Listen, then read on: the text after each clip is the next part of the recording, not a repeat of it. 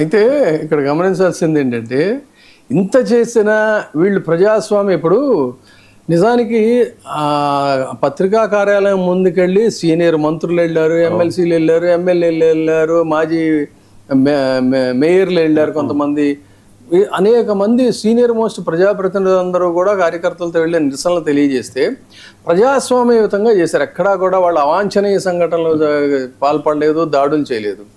అయితే మరి ఇంత దారుణంగా రిపీటెడ్గా మాట్లాడిన దానికి కానీ ఒక స్పర్ ఆఫ్ ది మూమెంట్లో మాట్లాడాను క్షమించండి అని చెప్పినటువంటి అంబటి రాంబాబు గారి ఇంటి మీదకి అక్కడ జరిగిన దాడి ఎలా జరిగిందండి?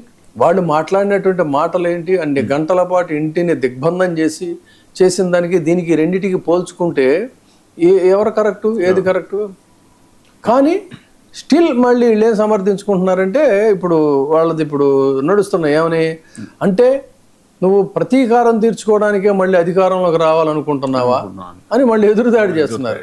ప్రతీకారం తీర్చుకోవడం ఇప్పుడు వాళ్ళ కార్యకర్తలకి ఇంత దారుణంగా మాట్లాడుతూ ఉంటే ఒక నాయకుడిగా భరోసా ఇవ్వాల్సినటువంటి అవసరం ఉంది. And where there is action there is always reaction, అంతే తప్ప దానికోసమే అధికారంలో కానీ కాదు. అది కూడా ఒక కీలకమైనటువంటి వాళ్ళు కూడా రెడ్ బుక్ రాశాను నేను చెప్పారు కదా మరి. అప్పుడే చెప్పారు. అంటే మీరేమో రెడ్ బుక్లు రాయొచ్చు, అవతల వాళ్ళు బ్లూ బుక్లు లేకపోతే ఆ బుక్లు రాయకూడదు, వాళ్ళ కార్యకర్తలకి భరోసా ఇవ్వకూడదు. అంటే ఇక్కడేమో శాంతి మంత్రం జపించాలి, మీరు మాత్రం ఏదో రకంగా ఇవన్నీ చేస్తూ ఉంటారు. ఏం లాజిక్ ఇది?